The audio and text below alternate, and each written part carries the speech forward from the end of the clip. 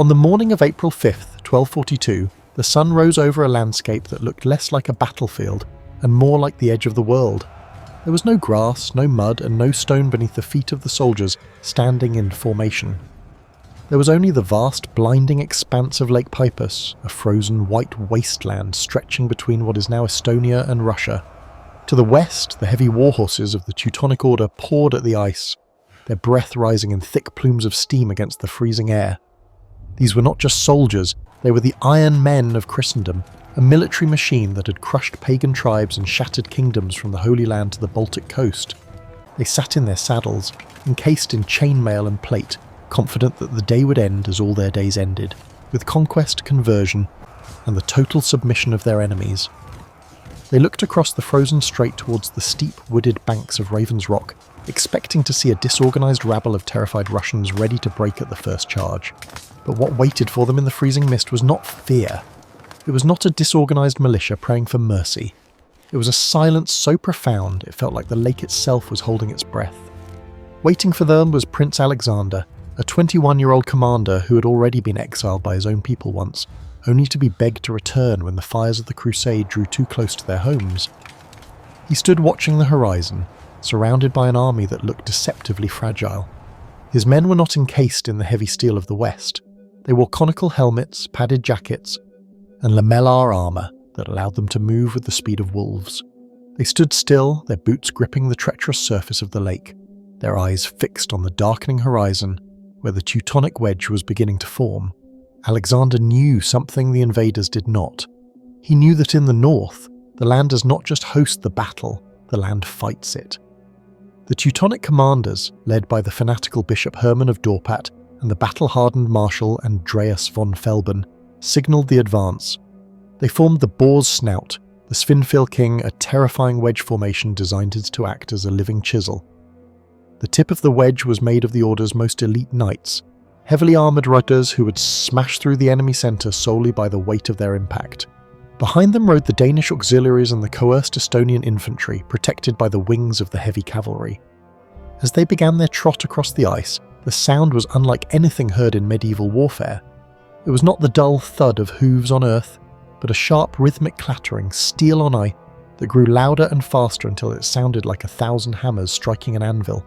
They charged. The Crusaders roared as they closed the distance, their lances lowered, fully expecting the Russian lines to shatter on impact, and for a moment, it seemed they would. The German wedge smashed into the centre of the Novgorod militia with the force of a freight train. Shields splintered, men were thrown backward, sliding helplessly across the slick ice. The sheer kinetic energy of the heavy cavalry drove deep into the Russian ranks, pushing them back towards the rocky shore. The Crusaders smelled victory. They believed the schismatics were breaking, just as the pagans of Prussia had broken before them. But it was a lie. Just as the Teutonic wedge pushed deep into the Russian centre, the momentum shifted. The Russian centre bent, but it did not break. It was a sponge, absorbing the shock, tangling the heavy knights in a chaotic melee, where their long lances were useless and their heavy horses struggled for traction. And then, the trap snapped shut. From the flanks, appearing like ghosts out of the morning fog, came Alexander's elite cavalry, the Druzina. They did not charge the front. They slammed into the sides of the German wedge. At the same time, horse archers, borrowing tactics from the Mongols who had ravaged the south, circled the rear, raining armour-piercing arrows into the backs of the exposed infantry. The Teutonic Knights, trapped in their heavy armour, found themselves surrounded. The hunter had become the prey. The chaos that followed was absolute. The boar's snout disintegrated. Knights were pulled from their saddles with hook blades and beaten down with maces. The sleek, mobile Russian soldiers danced around the lumbering, metal-clad giants, striking at the joints of their armour, cutting the hamstrings of their horses. The Crusaders began to panic. They turned their horses, trying to break out of the encirclement, trying to flee back the way they came. But Alexander had chosen this ground for a reason. He had not just chosen a lake, he had chosen this specific part of the lake, near the strait known as the Warm Lake, where the underwater currents gnawed at the ice from below, making it thin and brittle. As the panicked mass of heavy cavalry bunched together in their retreat, the surface of the lake began to groan. It started as a deep, resonant crack that echoed louder than the clash of steel. Then another. The integrity of the ice, stressed beyond its limit by the weight of thousands of armoured men and horses, suddenly gave way. The white floor of the battlefield shattered into black, jagged shards. In an instant, the battle turned into a massacre by nature itself. Horses screamed as the freezing black water swallowed them whole. Knights, weighed down by 60 pounds of mail and plate, didn't even have a chance to swim. They sank like stones, the hands clawing uselessly at the slippery edges of the broken ice. The vaunted Iron Men of the West were dragged down into the dark, suffocated by the very armour that was supposed to make them invincible. Those who didn't fall through the ice were hunted down. For 7 miles, the ice was stained red. The fog that had hidden Alexander's army in the morning now lifted to reveal a field of total devastation. The Invincible Order was not just defeated, it was decimated. As the sun reached its zenith, the silence returned to Lake Peipus. But it was a different silence now. It was the silence of a graveyard. Alexander Nevsky sat on his horse, watching the dark waters settle over the graves of the invaders. He had done the impossible. With a smaller force, he had lured the greatest military power of his age into a trap from which there was no escape. On that frozen April morning, the expansion of the Catholic West into the Orthodox East came to a violent, freezing halt. A line had been drawn on the ice, a line written in blood and water, which would define the borders of Russia for centuries to come. The Teutonic Order had marched in as conquerors, certain of their divine right to rule. They died as drowning men, realizing too late that in Russia the winter does not just endure the invader, it destroys him. To understand why a frozen lake in the middle of nowhere became the most important piece of real estate on Earth in 1242, you have to look at the map. And if you were a Russian in the 13th century, that map looked like a death sentence. In the 1240s, the Russian lands were not a unified empire, they were a burning house. To the east, the horizon was black with smoke. The Mongols, the Golden Horde, had swept out of the Asian steppe like a plague of locusts. They had obliterated the great city of Kiev, leaving nothing but charred timber and bones. They had crushed the southern principalities, turning proud princes into tribute-paying vassals. The Mongol war machine was unstoppable, a force of nature that had swallowed half the known world. But the Mongols wanted bodies and gold. The threat rising in the west wanted something far more dangerous. It wanted the soul of Russia. While the Mongols hammered the back door, the Teutonic Order was kicking in the front. This was the era of the Northern Crusades. The Pope had declared that the pagan tribes of the Baltic and the schismatic Orthodox Christians of Novgorod were fair game for conquest. The Teutonic Knights were not just an army. They were a military-industrial complex of religious fanaticism. They were warrior monks who believed that killing an enemy of the faith was not a sin, but a pathway to heaven. They had absorbed the remnants of the Sword Brethren, a brutal order that had already been terrorizing the Baltics, creating a unified force of heavy cavalry that European armies simply did not know how to stop. To the Teutonic Grand Masters, the Republic of Novgorod was the ultimate prize. Novgorod was not like the other Russian cities. It was a merchant republic, rich with fur, wax, and silver, sitting at the top of the world's most lucrative trade routes. Whoever controlled Novgorod controlled the flow of wealth from the Baltic to the Orient. But Novgorod was isolated. With the rest of Russia kneeling to the Mongols, Novgorod stood alone, sandwiched between the hammer of the east and the anvil of the west. The noose began to tighten in the autumn of 1240. The target was Pskov, Novgorod's younger brother, and the primary fortress guarding the western approach. Pskov should have held. Its walls were high, its people tough. But the Teutonic Order had a weapon more effective than battering rams: gold. Inside Pskov, a faction of pro-Western boyars led by a man named Tverdilo Ivankovich decided that resistance was futile. In a supreme act of betrayal, Tverdilo opened the gates to the German crusaders. There was no glorious siege, no heroic last stand. Pskov fell without a fight. The Iron Men rode into the city not as conquerors who had fought for their prize, but as landlords taking possession of a property. They installed 2 German governors, votes, who immediately began taxing the population and instituting Catholic rule. The message to Novgorod was clear: you are next. And where was Alexander, the hero who had saved Novgorod from the Swedes at the Neva River just months before? He was gone. In a twist of tragic irony typical of Novgorod's cutthroat politics, the city's elite, the boyars, had grown jealous of Alexander's rising fame. They feared his popularity with the common people would threaten their own oligarchic power. So shortly after he saved them from the Swedish invasion in 1240, they made life so unbearable for the young prince that he packed up his family and left for his father's lands in Pereslavel. The saviour of the city was in exile, forced out by the very people he had protected. It was a mistake that almost cost them their existence. With Alexander gone and Pskov occupied, the Teutonic Knights became bold. They didn't just sit in Pskov, they advanced. They captured the Votic lands to the north. They built a fortress at Koporye, a mere 30 miles from Novgorod's walls. Their patrols raided merchants within sight of the city. They were burning villages, seizing goods and converting the populace by the sword. Novgorod was being strangled. The boyars, for all their wealth and political manoeuvring, realized too late that you cannot bribe a hurricane. They had no general capable of facing the heavy German cavalry. They had plenty of gold, but gold cannot hold a shield wall. Panic gripped the Great Vetch, the People's Assembly of Novgorod. The choice was binary: summon the prince they had scorned, or watch their city burn.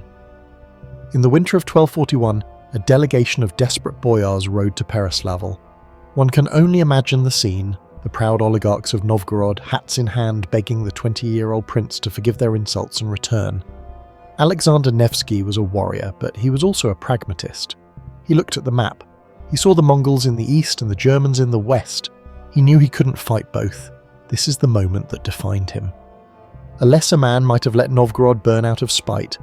A hot-headed man might have tried to fight the Mongols and the Germans simultaneously and died a martyr. Alexander chose a different path. He chose to submit to the Mongols, paying their tribute, swallowing the humiliation, in order to free his hands to crush the Western invaders. He understood that the Mongols only wanted his money, but the Teutonic Order wanted his identity. God is not in power, but in truth, he is said to have told his men. Alexander returned to Novgorod not with a sense of triumph, but with a cold, terrifying purpose. He didn't just take command, he mobilized the entire society. He rallied the urban militia, the shopkeepers, the tanners, and the smiths. He called upon his personal retinue, the Druzina, hardened veterans who had been waiting for this fight. He sent word to his father for reinforcements from Suzdal. He moved with the speed of a man who knows the clock is ticking. He stormed the German fortress at Koporye, tearing it down stone by stone. He hanged the traitors who had collaborated with the enemy, a brutal signal that this was total war. Then he turned his eyes toward Pskov. The stakes were no longer just political. This wasn't about tax rights or trade routes anymore. It was about survival. If Alexander failed, the Orthodox presence in the Baltic would be erased. The line between east and west would be redrawn, and Russia would be pushed back into the forests, perhaps forever. By the spring of 1242, Alexander had liberated Pskov in a lightning campaign, catching the German garrison off guard. But he knew this wasn't the end. The Teutonic Order was humiliated, stung, and gathering its full strength. Bishop Hermann of Dorpat was assembling a massive coalition of Teutonic Knights, Danish vassals, and Estonian militia to crush this upstart prince once and for all. Alexander knew they were coming. He knew he couldn't beat them in a fair fight on open ground. Their armour was too thick, their horses too strong. He needed an equalizer. He needed the land to fight for him. And so he turned his army toward the great frozen expanse of Lake Peipus. He was baiting the trap, gambling everything on the ice, the weather, and the arrogance of his enemy. The diplomat was gone. The exile was over. Now there was only the commander and the cold wind blowing off the lake. War is often painted as a collision of fury, but for a commander like Alexander, it was a game of geometry. He knew that if he met the Teutonic Order on their terms, on an open field where their heavy cavalry could maneuver freely, he would lose. The math was simple and brutal. A German knight on a warhorse was a 2,000-pound projectile of steel and muscle. No infantry line in Europe could withstand that impact on firm ground. To win, Alexander had to change the equation. He didn't just need an army, he needed an architect. The first step was the hardest. He had to bleed to make the enemy confident. Alexander sent a vanguard force ahead into the Livonian territory, led by a trusted posadnik named Domash Tverdislavich. It was a baiting maneuver, a sacrificial pawn sent to test the enemy's reaction speed. Domash's men were intercepted near Dorpat and annihilated by the Teutonic Knights. It was a tragedy for Novgorod, but it gave Alexander the critical intelligence he needed. The Germans were mobilizing en masse, and they were overconfident. They saw the Russian retreat not as a tactical withdrawal, but as the panic of a broken people. Bishop Hermann and his commanders took the bait, marching their massive column east, eager to run down the fleeing schismatics before they could escape back to the safety of Novgorod's walls. Alexander pulled his main force back, drawing the Germans deeper into the frozen wilderness. He wasn't running, he was leading them to the slaughterhouse. He chose a spot that looked unremarkable to the untrained eye, but was a masterpiece of tactical selection. It was the narrowest part of Lake Peipus, a strait known as the Warm Lake, Teplo, located near a massive boulder rising from the shore called Raven's Rock, Veroni Cayman. Alexander chose this spot for 3 specific reasons, each one a calculated death sentence for the invaders. First, the geography. The eastern shore at Raven's Rock was steep and heavily wooded. This meant the Teutonic Knights could not flank him. They would be forced into a frontal assault, funneled into a choke point where their superior numbers would count for nothing. Second, the light. Alexander positioned his lines facing west. On the morning of April 5th, the rising sun would be behind the Russians and shining directly into the eyes of the advancing Germans. The glare off the white ice would be blinding, making it difficult for the Knights to gauge distance or spot the specific dispositions of the Russian troops. Third, and most crucially, was the ice itself. This was the Chekhov's gun of the battle. To a German crusader, ice was just a frozen surface. To Alexander, who had grown up in these lands, the ice was a living, breathing thing. He knew that this specific strait, the Warm Lake, was riddled with underwater currents called sigovets. These currents gnawed at the ice from below, making it dangerously thin in specific patches, even when the surface looked solid. Alexander positioned his army with these invisible death traps on his flanks and rear, knowing that if he could just turn the German formation, he could drive them onto the fragile crust. Now, he had to array his pieces. The Teutonic battle doctrine was famous for a formation called the Sunfilking, or the boar's snout. It was a blunt wedge. The heaviest knights formed the tip and the sides, protecting the softer infantry in the centre. It was designed to hit an enemy line like a sledgehammer, shattering it on impact. Alexander didn't try to build a wall strong enough to stop the hammer. He built a net to catch it. He did something unconventional. He stripped his centre of its best troops. Instead of placing his elite druzhina in the middle to absorb the charge, he placed the opolchenia, the urban militia of Novgorod, in the centre. These were shopkeepers, craftsmen, and hunters armed with spears, axes, and spiked clubs. They were brave, but they were light. Their job was terrifyingly simple. They were the sponge. They had to stand firm, take the horrific impact of the German charge, and slowly give ground without breaking, drawing the German wedge deeper into the Russian formation. While the militia prepared to die in the centre, Alexander hid his real killing power on the wings. On the right and left flanks, concealed by the steep banks and the morning mist, he placed his heavy cavalry. This included his personal druzhina and the elite regiment sent by his father from Suzdal, commanded by his brother Andrei Yaroslavich. These men were armoured in lamella steel and rode horses accustomed to the winter terrain. They were the jaws of the trap. Finally, Alexander deployed a weapon the Germans had never learned to respect: horse archers. Borrowing from the tactics of the Mongols who had devastated his homeland south, Alexander utilised light cavalry equipped with composite bows. These men could ride circles around the heavy European knights, peppering their horses with armour-piercing arrows. A knight on the ground was just a metal tortoise, slow, clumsy, and vulnerable. If the archers could de-horse the knights, the battle was already half won.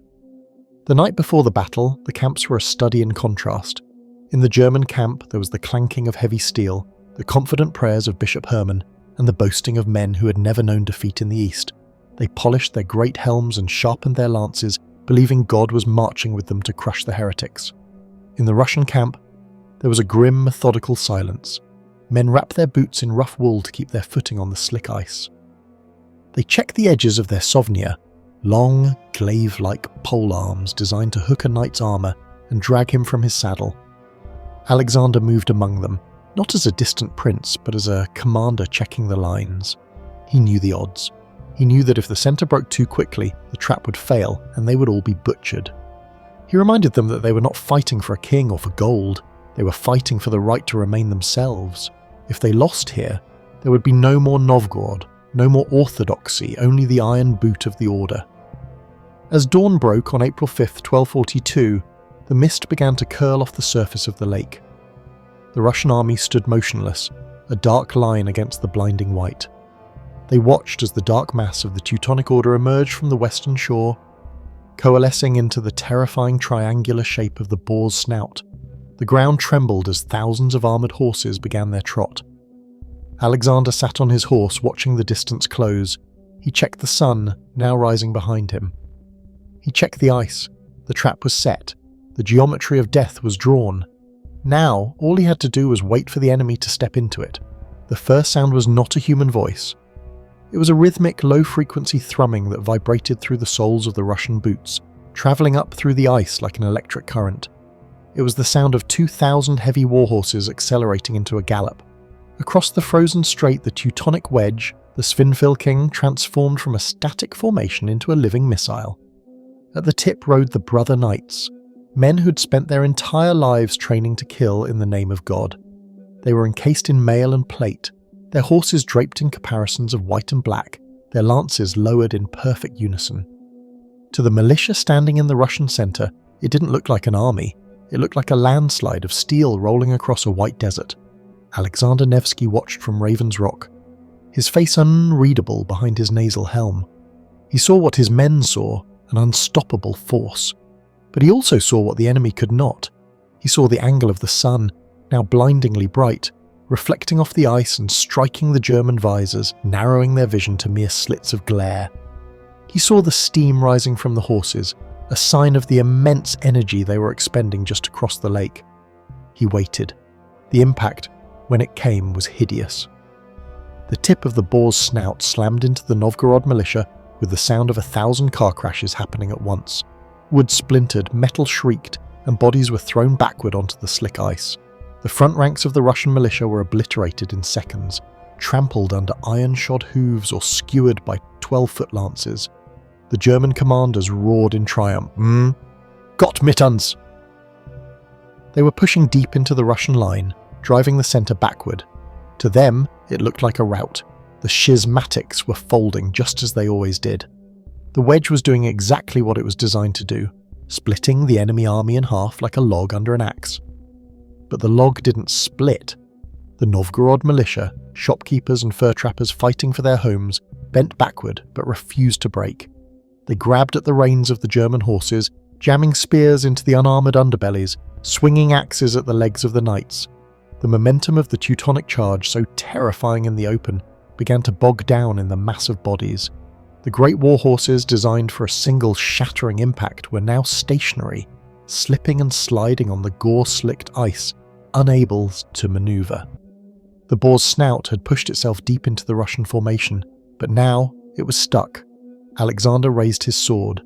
The trap was sprung. From behind the rocky outcrops of the shore, the wings of the Russian army swept forward like the closing jaws of a wolf. The elite Druzina cavalry, fresh and fast, smashed into the flanks of the stalled German Pope's wedge. At the same time, the air filled with a high-pitched whistling. The horse archers Alexander had deployed, men who fought in the style of the Mongols, circled the rear of the German formation. They didn't aim for the knights, they aimed for the horses. Armour-piercing arrows rained down on the rear ranks, creating panic among the Estonian conscripts who anchored the German line. The battlefield became a claustrophobic killbox. The Teutonic Knights, packed so tightly together that they couldn't swing their longswords, found themselves assailed from three sides. Men were dragged from their saddles with hook blades and beaten into the ice. The pristine white surface of Lake Peipus turned a churning, muddy slush of snow and blood. Panic, cold and sharp, began to pierce the discipline of the order. Bishop Hermann's commanders realized too late that they weren't breaking the Russian line. They were being swallowed by it. The order was given to pull back, to regroup on the open ice where they could regain their momentum. The heavy cavalry turned, wheeling their horses around in a desperate, chaotic mass, trying to retreat toward the western shore.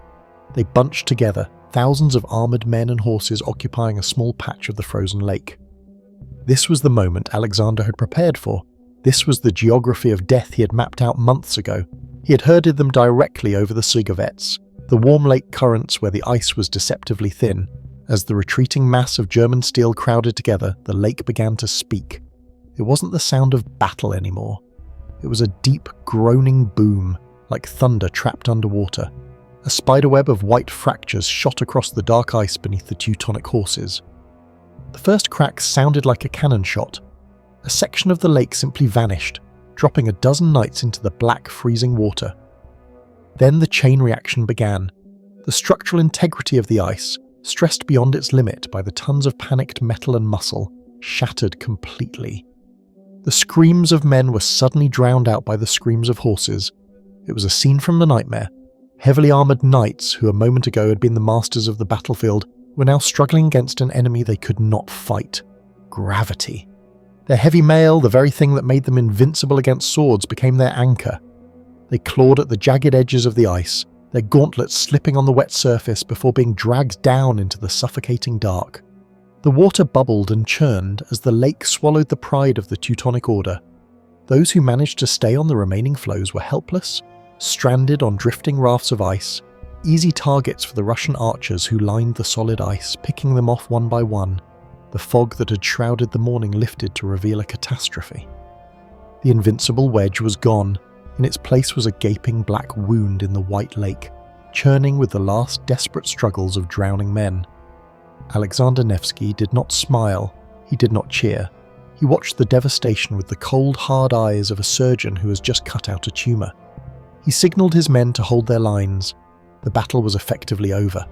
The Iron Men of the West had not just been defeated, they had been erased. The ice had claimed them, and the silence of the north was returning heavier and colder than before.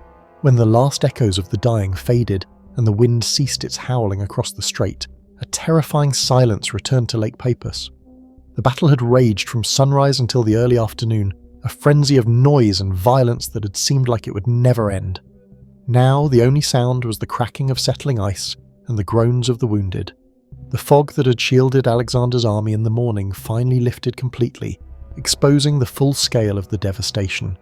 The pristine white expanse of the lake was now a ruin of slush, stained dark red and littered with the debris of a broken crusade.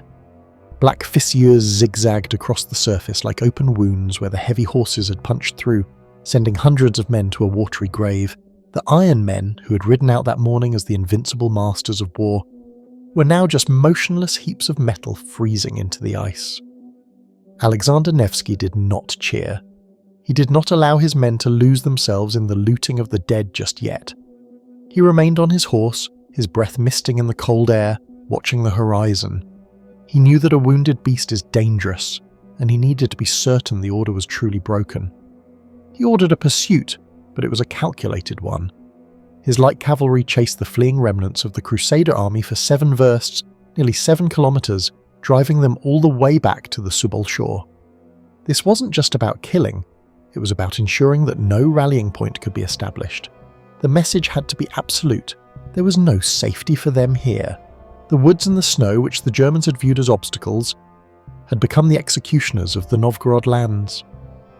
As the sun began to dip low, casting long purple shadows across the battlefield, the magnitude of the victory became clear. The Novgorod First Chronicle records the toll with grim satisfaction. 400 German knights had fallen, and countless Estonian foot soldiers lay dead beside them. But for Alexander, the dead were less important than the living. 50 elite brother knights, the commanders, the nobility, the very heart of the Teutonic Order, had been captured alive. Alexander organised a victory march back to Pskov, but it was a march designed to shatter the myth of Western superiority forever. He ordered the captured knights to walk. These men, who had spent their lives looking down on the barbaric Russians from the height of their war horses, were stripped of their mounts. They were forced to walk barefoot beside their horses, stumbling through the snow in their heavy armour, their heads bowed in humiliation. It was a piece of psychological warfare as brilliant as the battle itself. By forcing them to walk like peasants, Alexander stripped them of their status. To the people of Pskov, lining the walls to cheer their liberator, the invincible crusaders now looked like nothing more than common criminals. Yet amidst the celebration, Alexander remained a figure of cold pragmatism. He knew that this victory, as total as it was, did not mean the end of Russia's troubles. He had stopped the invasion from the west, but the ashes of Kiev were still smouldering in the east. The Mongols were watching. Alexander understood that he had bought his people survival, not dominance.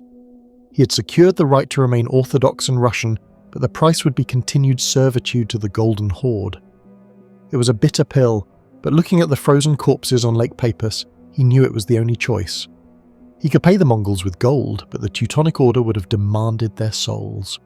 In the year following the battle, 1243, the Teutonic Order sent envoys to Novgorod. They were no longer demanding submission, they were suing for peace. They formally renounced all claims to the Russian lands they had seized. They gave up Pskov, Votia, and Lug. A treaty was signed that drew a hard line between the Catholic West and the Orthodox East. That line, carved out on the ice of Lake Peipus, would remain the border between Russia and the West for centuries to come. Alexander's victory sent a shockwave through Christendom.